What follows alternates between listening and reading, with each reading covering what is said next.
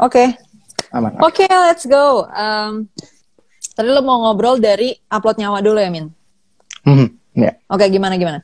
Sorry, mungkin lo bisa mulai dengan mendefinisikan dulu sih nyawa di sini maksudnya apa supaya yang nonton bisa ngerti yang mau diupload ini berarti bentuknya apa gitu kan?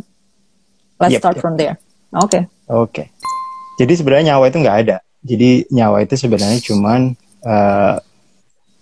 data yang ada di otak kita. Nah, otak kita itu kan terdiri dari 80 miliar neuron. Nah, neuron dengan triliunan sinapsisnya itu, ya itulah sebenarnya nyawa kita. Gitu. Nah, kalau kita bisa mendigitalize 80 miliar neuron dengan triliunan sinapsisnya itu, pada akhirnya kita bisa menguasai nyawa kita, menguasai kesadaran kita. Nah, begitu. Nah, kalau kita sudah menguasainya itu, berarti kemungkinan besar di masa depan, nggak terlalu jauh di masa depan, mungkin sekitar 10 tahun lagi, 20 tahun lagi, kita akan bisa hidup selamanya. Oke. Kita hidup selamanya, tapi dalam konteks berarti versi digital gitu? Atau gimana? Either versi digital, atau kita bisa memilih medium yang kita pilih. Misalnya, Kania bulan ini mau jadi Angelina Jolie, bulan depan karena bosan jadi manusia, memilih menjadi jerapah, bulan depannya lagi bisa menjadi pohon, angin, whatever you want. Whatever ya? Wow. Perkembangannya sekarang udah sejauh mana sih, Min? Maksudnya lo ngikutin, mungkin lo bisa kasih konteks dikit sih. Pengetahuan ini lo dapet dari mana dan gimana ceritanya lo bisa ngikutin perkembangan terkait ini supaya audiens juga bisa tahu source-nya gitu ya, dari mana gitu. Mungkin bisa dijelasin. Iya, jadi sebenarnya gue tahu ini udah cukup lama ya, mungkin sudah 15 tahunan. Dan dari mana tuh, Min, taunya? Dari buku. Jadi ada Director of Engineering-nya Google, Ray Kurzweil, itu nulis buku, judulnya Singularity is Near. Nah, di situ dijelaskan masa depan manusia yang mind-boggling, yang gue sudah nggak bisa lepas dari pemikiran itu. Gitu. Dan makanya gue datang ke Silicon Valley untuk mencoba mendekati pemikiran-pemikiran futuristik dan teknologi-teknologi futuristik yang sedang mereka kembangkan. Yang sedang mereka garap gitu ya? Iya. Dan sekarang yang sudah dibikin adalah brain-computer interface. Gitu. Nah, brain-computer interface ini menyambungkan otak kita dengan komputer. Dengan ribuan elektroda. Sejauh ini, elektrodanya sedikit. Jadi tidak bisa terlalu detail mengetahui pikiran manusia. Nah, dengan elektroda yang semakin banyak ini, yang nyambung langsung ke otak kita dan kemudian langsung nyambung ke komputer, upload nyawa akan semakin dekat. Bukan hanya upload nyawa, tapi sebentar lagi kita juga akan bisa hafal Quran, Injil, Weda, Tipitaka, hafal Wikipedia, hafal dengan cara diupload. Iya, dengan cara mendownload pemikiran itu atau kita langsung akses ke internet. Ya. Oh ya, langsung terkoneksi gitu ya ke internet ya. Ya. Kalau ini maksudnya kalau ide ini udah ada dari 15 tahun lalu, why is this not happening? Maksudnya bukan not happening sih, tapi kayak mungkin nggak sampai ke pasar yang luas. Nggak tahu ya, but maybe dalam pasar yang lebih kecil, mungkin kayak segelintir orang di Silicon Valley or somewhere, mungkin udah menggunakan teknologi ini. Ya nggak? Belum menggunakan teknologi. Ini teknologi yang kira-kira akan mulai mature tahun 2030-an. Tantangannya atau hambatannya di mana tuh, Men? So far? Hambatannya so far sebenarnya di elektroda tadi. Jadi menggabungkan elektroda dengan otak kita dengan aman. Sebanyak mungkin elektroda. Saat ini yang dilakukan oleh Neuralink-nya Elon Musk sekitar 3.000 elektroda. Itu sudah setidaknya 10 kali lipat lebih bagus daripada elektroda sebelumnya. Gitu. Kalau yang Neuralink ini udah sampai mana sih ininya? Manifestasinya atau maksudnya what are the things yang udah bisa difacilitate oleh Neuralink ini? Apa kegiatan atau aktivitas yang udah bisa dilakukan dalam teknologi Neuralink ini? Ya, jadi tahun ini Neuralink akan mencoba teknologinya ke manusia. Oh, jadi selama ini belum ke manusia ya? Belum, karena memang harus dapat izin dari pemerintah. Itu cukup susah. Nah, sebenarnya teknologinya sudah ada. Jadi Dapat izin. hambatannya sebenarnya izin ya. Iya benar, hambatannya izin. Hambatannya politik dan Iya, hukum. iya. Oke, Iya oke. betul, betul. Dan dalam 5 tahun itu apa namanya time frame-nya Neuralink, dia sudah bisa menyembuhkan penyakit-penyakit seperti eh, apa ya, autism, skizofrenia, Oh, yang terus terkait dengan otak gitu ya. iya yang terkait dengan otak ya. Hmm. Orang gila, eh, terus dalam 10 tahun sepertinya sudah bisa upload nyawa. Sepertinya ya. Dalam Iya, 10 tahun tuh ya, Min. iya, karena apa dengan brain computer interface ini bisa bypassing teknologi lain seperti connectomic. Nah, kalau connectomic itu benar-benar otak kita Kalau apa tadi? Sorry, nggak kedengeran. connectomic. Jadi Heeh. ada prosedur lain namanya connectomic. Connectomic itu otak kita dikeluarkan dari tempurung ini, kemudian di slice sebanyak mungkin, kemudian dari slicean itu dicari datanya. Nah, itu kemungkinan akan butuh paling tidak storage-nya aja 8.000 terabyte. Dan itu pun baru long term memories ya. Nah, dengan brain computer interface ini kemungkinan ada bypass yang lebih cepat karena ada brain plasticity. Jadi otak kita itu cukup apa ya, cukup fleksibel. Jadi misalnya ada orang yang otak setengahnya rusak tapi masih bisa berpikir normal gitu. Nah, kemungkinan besar tidak perlu data storage yang terlalu banyak. Dengan brain computer interface ini kita bisa apa namanya mengupload nyawa dengan data yang lebih kecil dan biaya yang jauh lebih murah juga kemungkinan. Oke. Ya. Ya pastinya banyak sih pertanyaan, cuman mungkin apa ya, jadi terlalu teknis gitu ya mungkin pertanyaannya gitu kan. Nanti kita bakal ambil aja dari audiens beberapa. Cuman kalau gue sendiri emang cukup mengikuti juga beberapa apa ya jurnal-jurnal gitu ya, temuan-temuan penelitian dari neuroscience itu udah sejauh apa. Terakhir itu yang gue tahu yang bikin ibaratnya yang challenging lah ya dalam pursuit untuk mengupload nyawa ini adalah experience itu belum bisa di-define exactly waktu itu, tapi beberapa tahun lalu, gue nggak tahu sekarang. Jadi ketika orang merasa sedih nih, terus ada orang kedua yang merasa sedih juga ya, jadi perasaan sedih, terus mau dicoba dipetakan kan, apa respons neurons, apa yang terjadi ketika perasaan itu tercipta atau terexperience lah, dialamin gitu kan. Nah, tapi pada saat dipetakan itu, ketika perasaannya sama, ketika data aktivitas neuronsnya itu sama, tapi ternyata sometimes perasaannya itu beda gitu. Nah, sehingga waktu itu masih dicari kayak variabel apa lagi nih yang menentukan gitu loh untuk terbentuknya suatu perasaan yang dialamin sama manusia kayak gitu. Nah, ini gue nggak tahu perkembangan terakhir kayak gimana, tapi mungkin bisa coba respons aja sih problem itu. Iya, jadi selama ini problemnya adalah kita seperti nyari dalamnya rumah, tapi hanya dari luar rumah gitu. Jadi ada MRI scan yang dari luar gitu. Itu pun sekarang udah mulai bagus. Misalnya komputer sekarang tahu misalnya lo lagi lihat air gitu. Dia udah tahu kira-kira dia tuh lihat air tapi gambar bahkan sampai gambarnya tapi gambarnya udah masih kayak udah bisa di-recreate gitu ya di dalam layar. Iya, udah bisa gitu di-recreate. Kamu lihat mobil, komputer sudah tahu itu bahkan hanya dari luar ya. Komputer udah tahu kamu sedang lihat mobil. Tapi masih gambarnya masih hazy gitu. Nah, yang dilakukan Neuralink ini langsung ke otaknya. Jadi otak dikasih elektroda kecil-kecil yang sepersepuluhnya rambut kita ini, yang sedang dicoba sekarang ada 3.000-an. Nah, dengan dicoba itu dia akan langsung tahu ke otaknya langsung.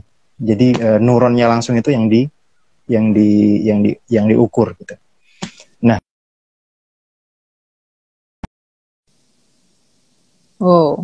kita bisa insert memori ke tikus. Misalnya tikus ini harus tahu ini ada jalan menuju makanan gitu. Tikus ini padahal sebelumnya nggak tahu, tapi kita insert memori ke dia. Jadi dia walaupun dia sebenarnya nggak tahu, kita kasih tahu langsung ke otaknya gitu. Itu udah bisa. Jadi di manusia jadi di manusia misalnya Kania mau hafal undang-undang yang diproduksi DPR selama ribuan tahun gitu misalnya.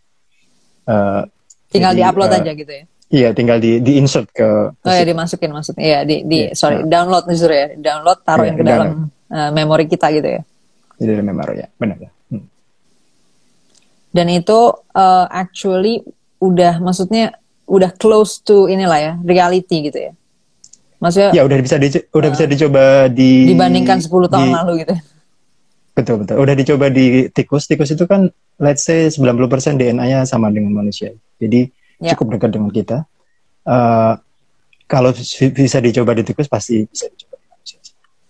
Di Silicon Valley sendiri udah ada belum sih kayak maksudnya startup or ya company selain tadi Elon Musk atau Tesla ya? Selain Tesla Musk, ya. yang udah maksudnya yang udah bikin gini-ginian atau maksudnya udah ke arah sana gitu. Ada lagi nggak selain Tesla tadi? Sebenarnya banyak. Jadi kalau pemerintah Amerika itu punya namanya Brain Projects.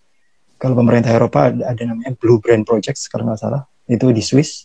Terus ada company lain itu namanya Kernel. Itu juga di Silicon Valley. Selain dari Neuralink sendiri yang di Silicon Valley. Terus yang nyoba Connectomic misalnya itu perusahaannya Paul Allen yang meninggal, co-founder Microsoft yang meninggal kemarin itu. Itu juga sedang mengerjakan ke sana. I see. Oke, tadi kita udah ngomongin sedikit tentang upload nyawa ya. Nanti gue bakal ambil pertanyaan, tapi nanti dulu. Kita mungkin masuk ke genetic engineering dulu ya, sama nano engineering. Itu teknologi apa lagi tuh, Min? Mungkin bisa didefinisiin dulu atau ya dijelasin artinya apaan supaya audiensnya juga ngerti gitu. Ya, so genetic engineering itu ke genetika kita. Jadi DNA manusia itu juga data. Cara gampangnya gini, data yang persis seperti Microsoft Word, tapi hurufnya cuma 4, A, C, T, G. Itu protein yang ada di manusia. Nah, itu ada 3 miliar huruf itu, 3 miliar A, C, T, G. Nah, kalau kita sudah bisa menjadikan dia seperti Microsoft Word, kita bisa mengatur-ngatur itu proteinnya. Berarti kita bisa tinkering dengan human body. Misalnya pada suatu waktu Kania mau punya rambut yang warnanya hijau, rambut yang warnanya kuning, kulit yang warnanya biru, kulit yang warnanya ungu, atau suatu saat mau pengen anak yang bersayap, semua bisa dilakukan. Gitu. Karena kita tinggal mengengineer susunan kode-kode tadi ya di dalam gen kita gitu ya. Betul, dan sekitar 5 atau 10 tahun yang lalu itu 2 cewek itu sudah menemukan teknologi namanya CRISPR. Nah, CRISPR ini bisa copy and paste protein DNA tadi gitu. Jadi sangat detail. Jadi misalnya ada yang punya penyakit diabetes misalnya. Jadi itu kan kalau gennya di off-in, dimatiin, bukan dimatiin sebenarnya, di off-in aja. Jadi kan gen itu kan on and off. Jadi di off-in aja, itu berarti kita sudah nggak punya penyakit diabetes. Gitu. Ini sedang dicoba. Beberapa penyakit yang gennya tunggal itu sudah bisa disembuhkan, tapi yang gennya ada beberapa itu masih diteliti karena gen itu akan nyambung dengan gen yang lain. Kalau satu di off mungkin ada pengaruhnya di off yang lain. Gitu. Nah ini yang masih dicari. Kalau itu sudah ketemu semua, dalam waktu 10 tahun hampir semua penyakit manusia sudah bisa disembuhkan ya. Yeah. Nah itu emang gue udah sempet ya, kalau ini gue cukup ngikutin sih dari kira-kira 2013 ya, I think gue udah mulai kayak baca-baca tentang ini. Dan ternyata emang pengembangannya sendiri udah dari sekitar berapa tuh, 10 tahun lalu ya, lebih ya? Lebih. Udah udah lebih dari 10 tahun lalu, mungkin 15 tahun lalu mungkin udah ada yang mulai pursu ke sana dan sekarang udah semakin berkembang nih ya gitu ya. Maksudnya area itu udah mulai semakin banyak yang udah ketemu gitu kan puzzle-nya, dan tadi lo bilang tinggal melengkapi lagi aja gitu ya, maksudnya lebih lengkap lagi. Hal yang sama kayaknya terjadi di nano engineering juga ya, benar nggak? Iya betul. Maksudnya nano engineering juga secara umum, secara ibaratnya theoretically gitu ya, kita udah lengkap nih model matematisnya gitu ya. Nah terus tinggal bagaimana secara empirisnya itu ketemu gitu komponen-komponennya. Gimana Min? Mungkin bisa diceritain. Iya, jadi revolusi nano itu salah satu revolusi terbesar saat ini dan kemungkinan 50-100 tahun lagi. Jadi ketika kita bisa membuat benda dari dasarnya. Dasar benda itu kan molekul, dan kemudian lebih ke dalam lagi atom, dan lebih jauh lagi ke quark dan gluon misalnya. Nah, dasar semua benda juga hampir sama. Misalnya kalau manusia itu terdiri dari sebagian besar air, buah terdiri dari sebagian besar air, makanan kita terdiri dari sebagian besar air gitu. Yeah. Nah, kalau kita sudah bisa punya nano universal assembler, kita bisa hampir membuat apapun yang kita inginkan. Nano universal assembler nih kayak apa, Min? Mungkin bisa dijelasin dulu. Jadi dia mesin yang bisa menciptakan semua yang kita inginkan. Jadi maksudnya menciptakan atom-atom ini tadi gitu ya? Iya, jadi dia breakdown, air dan beberapa komponen lain menjadi komponen dasarnya, dan kemudian membangun kembali itu. Rebuild jadi, sesuatu yang baru menggunakan komponen-komponen ini. Mirip-mirip 3D printing berarti ya? 3D printing tapi yang sudah advance, ya, betul.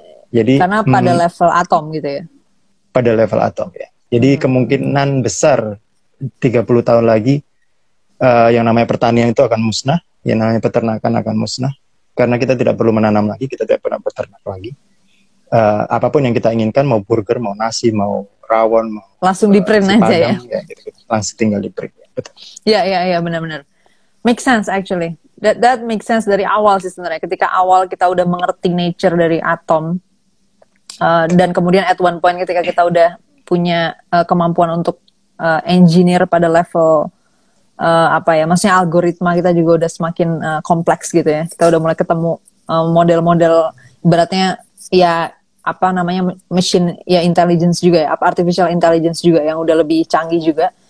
Kita udah tinggal memasukkan aja keduanya ke dalam satu teknologi atau satu inovasi gitu kan sebenarnya. Iya, betul. Ya. Nah, sekarang soal nano engineering ini. Atomnya sendiri itu tetap diambil dari alam kan, Emin, berarti? Iya, tetap diambil dari alam. Tapi ya semua alam kita ini kan sebenarnya atom juga gitu. Iya. Maksudnya jadi kita nggak perlu spesifik berbentuknya peternakan atau pertanian atau tambang gitu ya. Kita langsung ambil atom-atom itu terus susun lagi gitu ya. Sebenarnya that's the idea kan.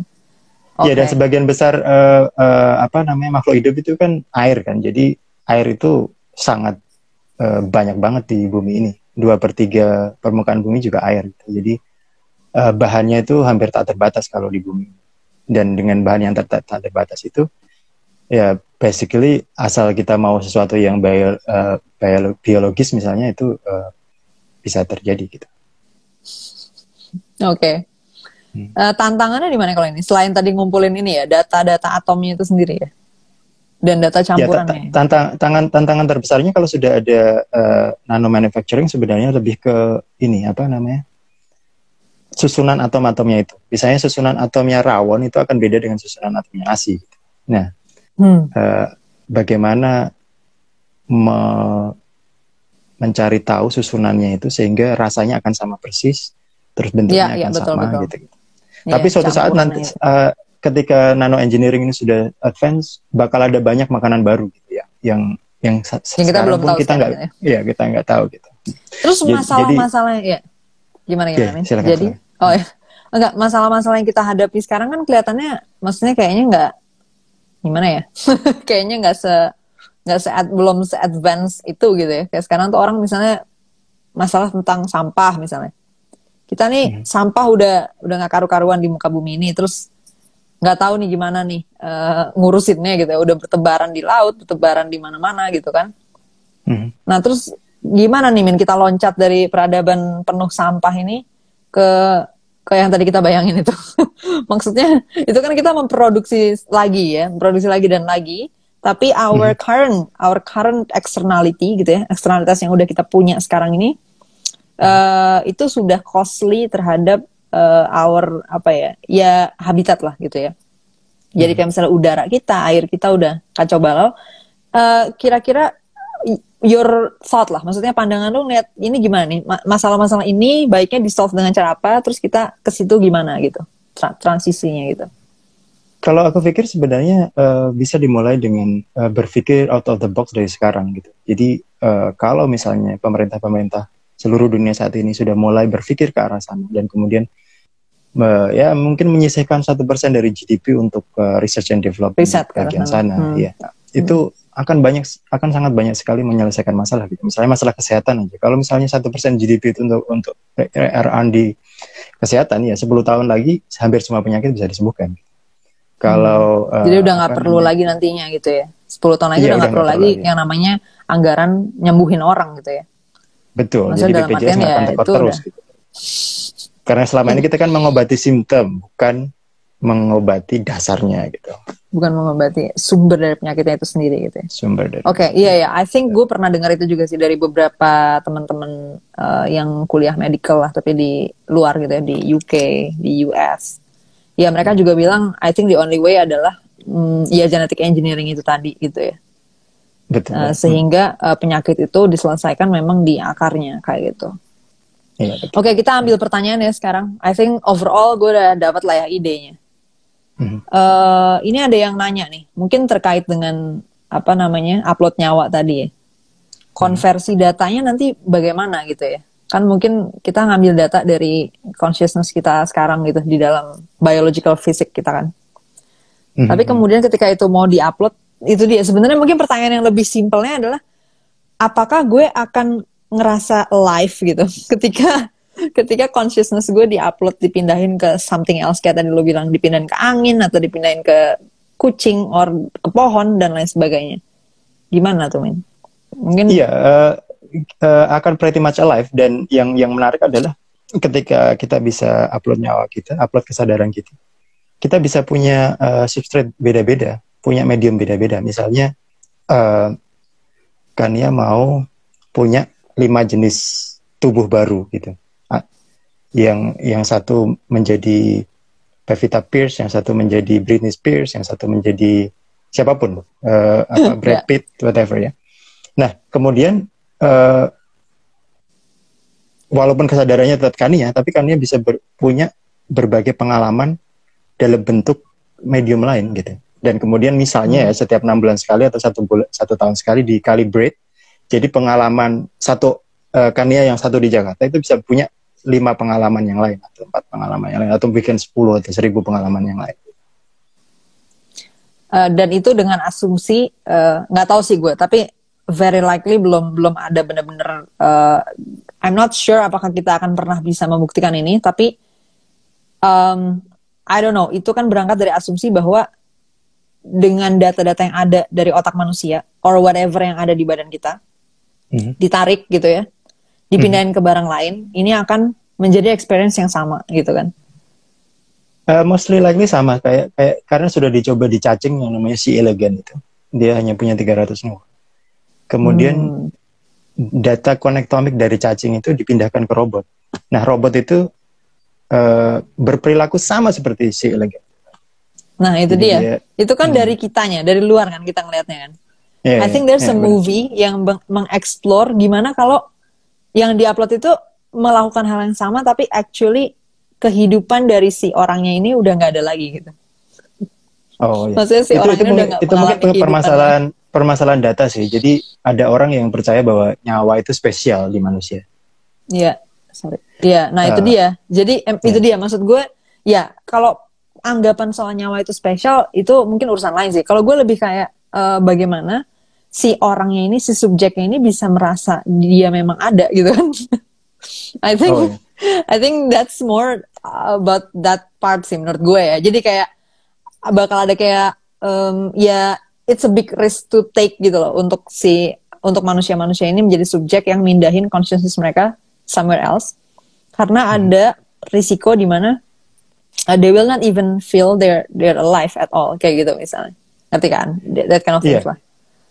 Malah mungkin permasalahan terbesarnya bukan di situ. Permasalahan terbesarnya adalah kopi kita itu merasa persis seperti kita. Jadi seperti di film Oblivion kalau nggak salah. Itu justru kopi sama aslinya itu bertengkar karena saling merasa akulah yang asli.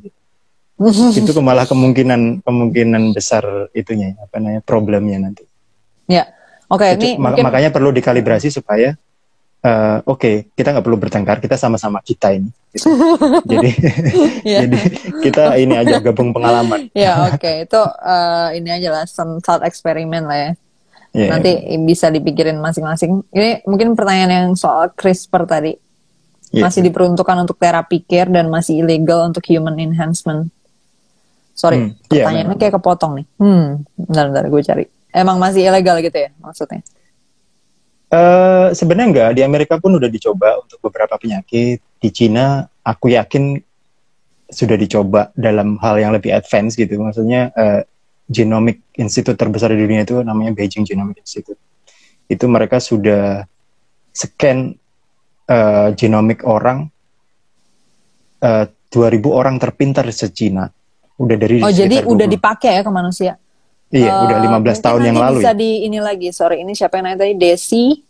Ya, Desi bisa mungkin bisa dikonfirmasi lagi nanti datanya ya. Apakah memang udah bisa ke human atau enggak, nanti bisa di-share aja. Tapi kalau dari datanya Amin tadi udah ya sebenarnya udah diterapin ya.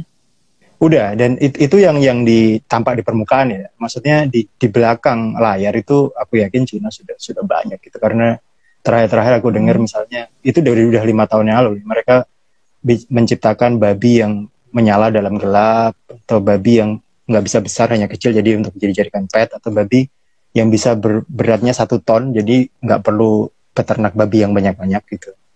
Jadi itu sudah terjadi. I see. Sekarang ini terkait upload nyawa lagi nih. Mungkin nggak kita ngupload memori kita ke orang lain? Mungkin ya. Actually bukan cuma ngupload memori kita ke orang lain, tapi memang memori itu sendiri mungkin bisa kayak di store aja ke dalam suatu library gitu ya. And then we do it the way we do cloud aja ya. Kayak sekarang kan, ya basically kan we do data that way lah, ya kan. Ketika memori itu udah menjadi data yang ibaratnya manageable, ya kan. Ya, dan kita bisa melakukan itu sebagaimana kita memanage other kinds of data aja gitu kan sebenarnya. Kita bisa create library dan lain sebagainya juga. Oke. Ya, copy paste itu tadi. Bisa di copy paste kemana aja. Sorry, ya. Yeah. This is a very interesting thought sih. Cuman again, pasti ini nih. Ini coba nih. Apakah project upload nyawa yang dikembangkan oleh Brainlink udah memperhatikan consciousness? Ini yang tadi sih sebenarnya pertanyaan gue sih ya.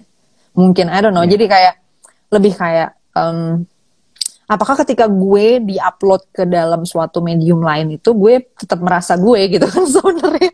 I think that will be the kayak bakal tetap jadi main issue sih dalam teknologi ini. Gue dari dulu juga soalnya yang tadi yang kayak ketika kita bicara soal neuroscience aja gitu kan.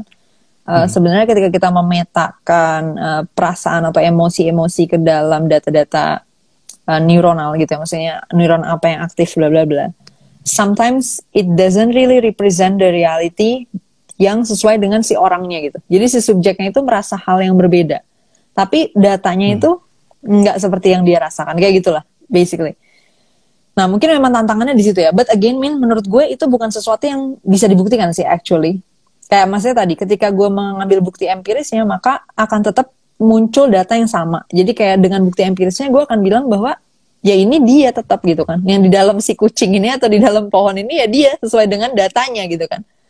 Yeah. But at the same time there's a risk di mana ada elemen yang mungkin I don't know, mungkin kita belum nemuin gitu kan. Bisa aja ya.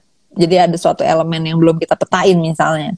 So then ketika itu di-copy dan itu hilang, ya udah terus orang ini nggak menjadi orang ini lagi di dalam si pohon itu gitu misalnya ya. I think there will always be the issue aja sih menurut gue. Iya, itu akan banyak ethical issue ke depan ya. Misalnya haknya seorang copy itu sama dengan haknya seorang yang asli gitu. Makanya mungkin salah satu solusinya adalah perjanjian tadi. Jadi gini, kita nggak usah bertengkar siapa yang asli, karena lu juga merasa gue juga merasa lo gitu. Jadi ada perjanjian, misalnya setiap 6 bulan sekali kita kalibrasi lah, jadi data kita sama. Jadi lu tahu data gue tahu data lu download pengalaman gue download pengalaman lu. Jadi satu orang yang akan punya banyak pengalaman gitu. Kalau misalnya aku pengen punya paling tidak misalnya 5 kopi, yang satu kirim ke Mars, satu kirim ke Gliese, satu kirim ke TRAPPIST gitu, satu kirim ke Proxima Centauri. Jadi satu tubuh yang di bumi ini setiap 6 bulan sekali akan punya pengalaman di Mars, punya pengalaman di Trappist, punya pengalaman di Eclipse, seperti itu. Ya. Nah, mungkin ini isu terakhir sih. Tadi udah hampir semuanya udah udah tercover secara umum. Teman-teman yang mau baca lebih detail mungkin bisa update aja sebenarnya dari cukup terbuka kok ya data-data dari think tank yang emang neliti tentang ini. Bahkan kampus-kampus yang spesifik studinya tentang ini gitu kan. Itu sebenarnya jurnal-jurnalnya semuanya banyak banget yang open lah, maksudnya bisa diakses gitu.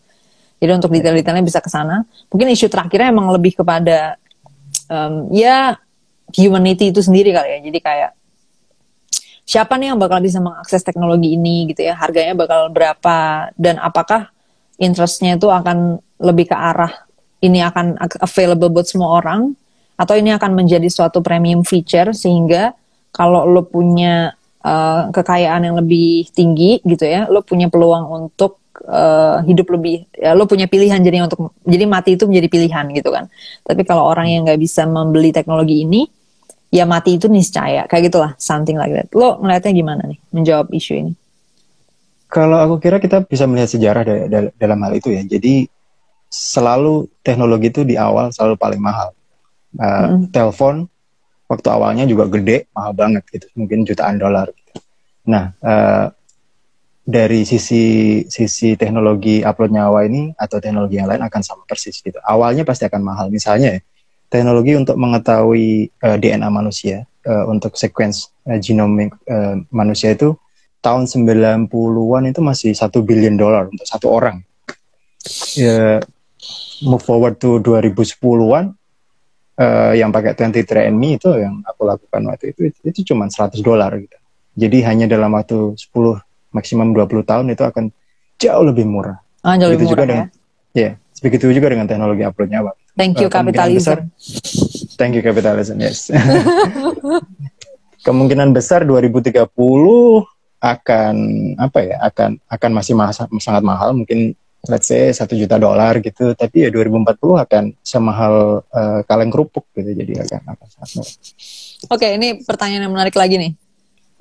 Gue nggak terlalu ngerti detailnya, tapi emang seingat gue ini juga salah satu isu ya, neuron cermin ini, mirror neuron, yang membuat very unlikely untuk kita bisa mengkopas gitu. Jadi kayak dengan data-data yang sama dikopas, terjadilah consciousness yang sama. Lo menjawab isu ini gimana, Min? Atau kalau lo nggak bisa jawab, lo bisa kasih referensi mungkin. Siapa yang kira-kira bisa jawab ini? Atau maksudnya sumber di mana yang bisa dibaca? Tapi neuron mirror neuron itu kan sebenarnya sama dengan neuron lain. Jadi itu kan akhirnya akan menimbulkan empati kita terhadap terhadap orang lain, terhadap makhluk lain dan sebagainya. Jadi itu menurut aku tidak merupakan neuron yang istimewa. Jadi sama seperti neuron yang lain. Jadi seperti neuron lain bisa diambil juga datanya gitu ya, kode-kodenya, dan bisa di-recreate lagi gitu ya. Iya, jadi ini pertanyaan, apakah kita ini sebenarnya mau antroposentrik atau enggak? Gitu. Apakah kita menganggap manusia itu istimewa atau enggak? Sejarah ilmu pengetahuan bilang bahwa kita ini enggak istimewa. Gitu. Jadi kalau misalnya saat ini kita menganggap bahwa ada manusia itu punya nyawa spesial dan sebagainya, sebenarnya ya kita itu sama seperti anjing, serigala, whatever.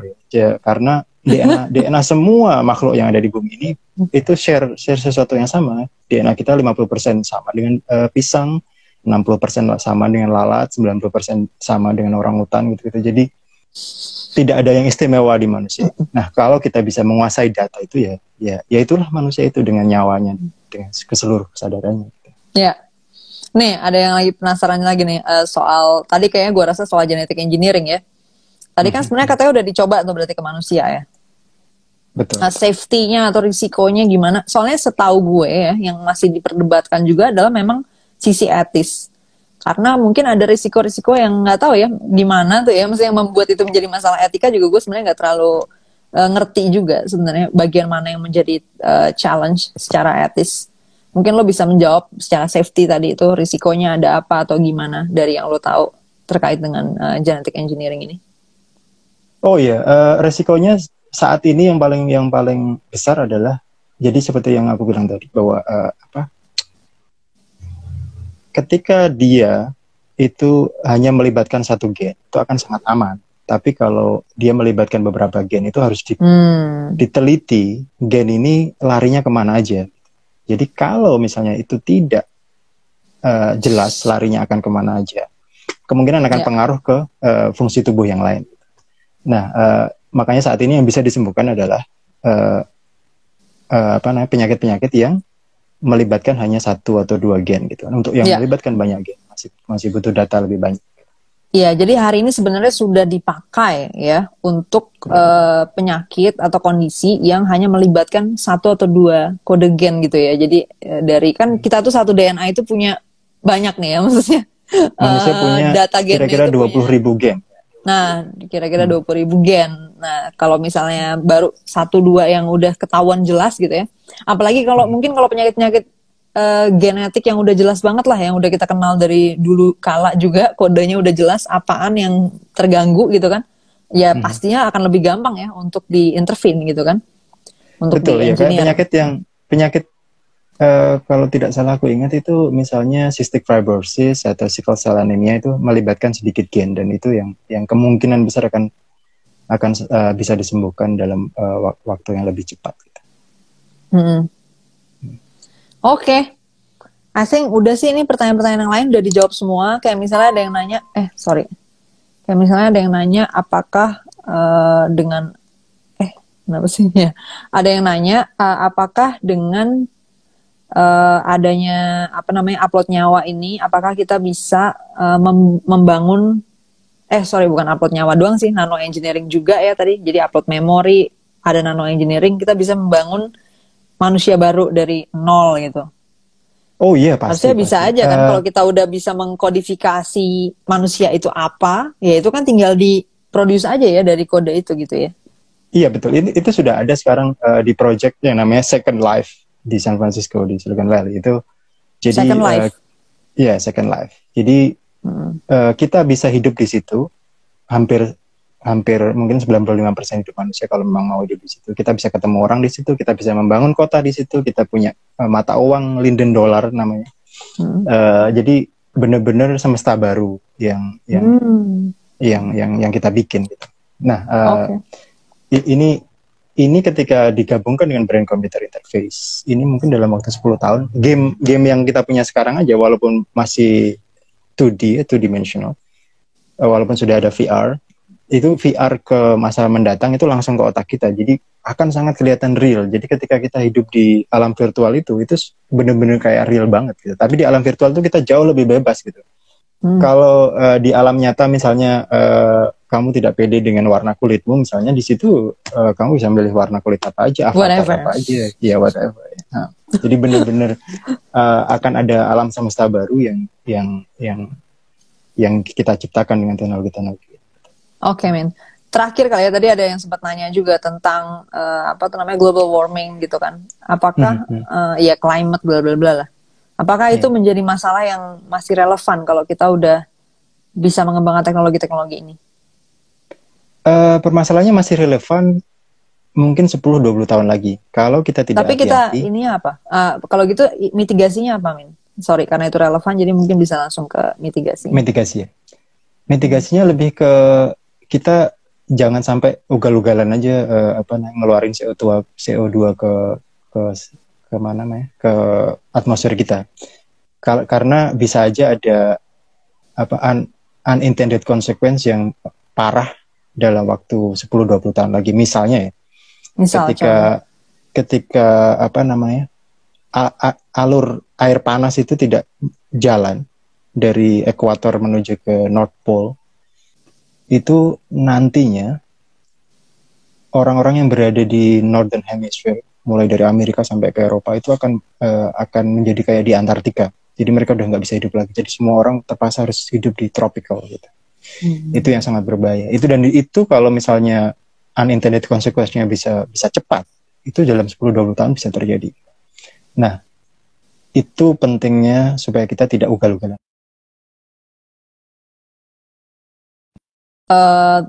Wow. Kenapa nih? Bukan masalah di 10-20 tahun lagi kalau tidak terjadi unintended consequences itu. Ya. Jadi terkait unintended consequences ini berarti masih menjadi masalah yang relevan ya untuk kita respons. Which means it's still important gitu ya, penting untuk orang benar-benar mengkalkulasi sebenarnya ya pengeluaran CO2 dia gitu ya, mengkalkulasi dan mencoba untuk melakukan itu secara lebih efisien gitu ya, Min. Iya benar ya. Intinya jangan merasa bebas mengeluarkan CO2 seenaknya di bumi ini. Maksudnya, let's say keep under 2 degrees Celsius peningkatan ini. Soalnya kalau di atas itu unintended consequence-nya. Jadi gini, sistem di alam itu ketika dia mulai berada di ambang tertentu akan chaos gitu. Nah, chaos inilah yang harus kita hindari. Gitu. Ya, kalau gitu, walaupun kita udah ibaratnya mengembangkan teknologi-teknologi yang luar biasa canggih untuk diri kita sendiri, maksudnya untuk bagaimana mengelola badan kita, nyawa kita dan sebagainya, tapi alam ini kita tetap butuh untuk menjadi habitat kita gitu ya, sehingga terutama for next 20 years ya ini bisa malah memusnahkan segala-galanya gitu kan kalau misalnya tadi unintended consequences-nya itu terjadi gitu ya, karena akhirnya kehidupan itu jadi kacau gitu ya. Betul, akan ada banyak teknologi yang akan sangat berguna bagi manusia, tapi kalau pengelolaannya salah juga bisa memusnahkan manusia. Salah satunya misalnya artificial general intelligence, itu ciptaan kita, software dari kita, tapi yang akan jauh lebih pintar dari kita. Itu kalau itu akan lebih bahaya dari climate change, bahkan dari nuklir yang ada di kita sekarang aja, yang dipunyai oleh Amerika sama Rusia aja itu sudah bisa menghancurkan bumi 50 kali gitu. Nah, artificial general intelligence ini akan bisa memusnahkan manusia dalam beberapa detik gitu. Karena dia akan jauh lebih pintar dari manusia. Nah, makanya produk-produk seperti brain computer interface itu sangat penting supaya kita gabung dengan artificial general intelligence kita itu, dengan ciptaan kita yang jauh lebih pintar dari kita itu, supaya kita tidak ketinggalan, supaya kita tidak menjadi budak dari ciptaan kita sendiri. Ya, terakhir tuh salam buat Amin. Weh, Mas Irwan. Oke. Salam balik ya. Udah ya, berarti kayaknya udah cukup nih. Topiknya udah cukup padat. Tadi udah banyak hal yang dibahas. Amin di sini sekali lagi backgroundnya adalah entrepreneur. Tadi ada beberapa yang nanya lagi. Dia di Silicon Valley, pusat teknologi lah ya, bisa dikatakan pusat teknologi dunia. Makanya kita ngebahas tentang future teknologi hari ini bareng sama Amin. Dan tadi juga Amin di sini udah sempat sharing di Silicon Valley udah ada actual companies yang mengerjakan ini gitu ya, selain Tesla yang tentunya udah cukup populer, tapi ternyata udah banyak lah yang jump ke teknologi yang udah jauh lah dibanding yang kita lihat sekarang gitu kan, dan itu ternyata udah semakin dekat gitu ya. Harapannya sih dari ngobrol-ngobrol hari ini buat yang dengerin bisa tahu ya, berpikir itu harusnya ke arah mana gitu ya, apa potensi solusi yang ada di luar sana. Dan mungkin juga bisa punya perspektif baru juga mungkin dalam melihat masalah manusia hari ini. Tapi jangan lupa tadi ada poin juga bahwa untuk masalah climate ya, intinya environmental sustainability itu tetap harus kita fight for di masa sekarang ini gitu ya. Karena itu ada unintended consequences ya, atau bahkan mungkin intended juga gitu ya. Mungkin kita juga sebenarnya udah tahu tapi tetap ngotot gitu ya. Misalnya ada risiko-risiko yang mesti kita mitigate dari alam ini. Oke, Amin, thank you banget udah ngobrol-ngobrol hari ini. Terima kasih. Have a nice Kania. day. Thank you. Have a nice day too. Sampai ketemu semuanya juga yang udah ikutan. Oke. Bye semuanya. Terima kasih.